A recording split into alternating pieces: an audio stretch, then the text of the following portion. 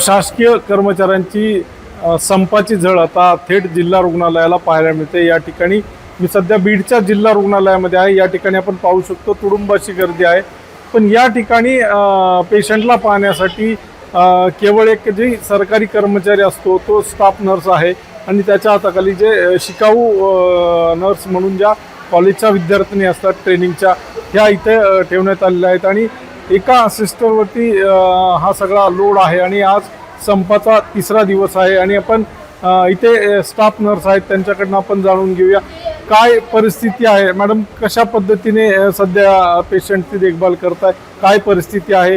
सध्या संप सुरू आहे, कर्मचारी देखील काही सुट्टीवरती आहेत, काय परिस्थिती आहे? सध्या सर्वच स्टाफ संपात, परमनंट स्टाफ संपात असल्यामुळे सर्व कामाचा भार एका स्टाफवर पडत आहे।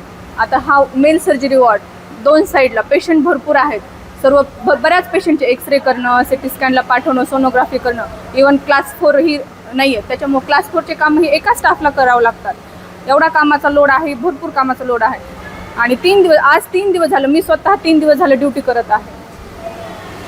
तुम्हाला काही शिफ्टमध्ये ड्युटी आहे का, कोणी मदतीला आहेत का? हां, शिफ्टमध्ये ड्युटी आहे आणि स्टुडंट आहेत, नर्सिंग कॉलेजचे स्टुडंट आहेत। यांच्यावरती यांना सोबत घेऊन तुम्ही या सगळ्या पेशंटची देखभाल करताय का? ऑपरेशन असतील, काही रद्द वगैरे काही झालीत का? हां, ऑपरेशन पोस्टपोन होत आहेत कारण सर्व कर्मचारी संपावर असल्यामुळे ऑपरेशन पोस्टपोन होत आहेत। मग पेशंट आणि पेशंटच्या नातेवाईकांचा बोलणे ओरडा आम्हालाच खावा लागतोय, त्यामुळे पेशंटचा रोज देखील येतोय। मग याच्यावरती आपण काही वरिष्ठांकडे तक्रार केली आहे का?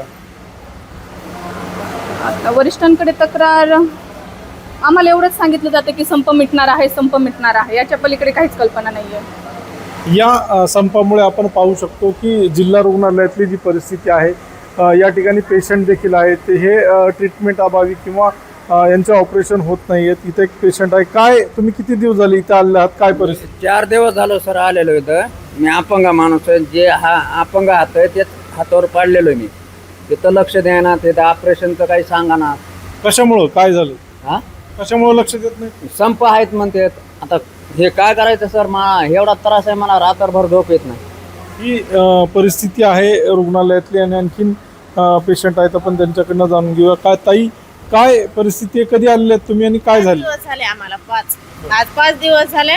त्यांच्या रॉडचं पायाला खूप त्रास आहे, त्यांना चालता येत नाही आणि 5 दिवस झाले इथे येऊन यांना एक इंजेक्शन नाही, एक गोळी नाही आणि आज उद्या म्हणते संपामुळं। तर कित्येक दिवस बसायचं आम्ही, आमचे लहान लेकरं घरी आहेत, घरी कोणी बघणार नाही, लोकांपाशी लेकरं सोडून आलो काय। कुठल्या गावाहून आलो?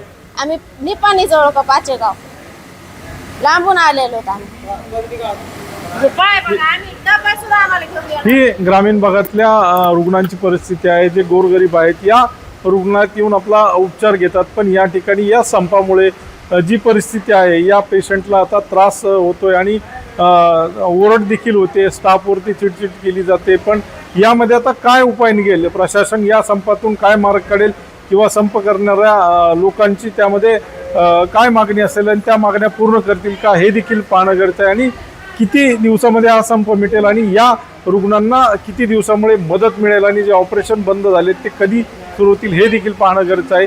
LS मराठीसाठी दीपक जाधव, बीड।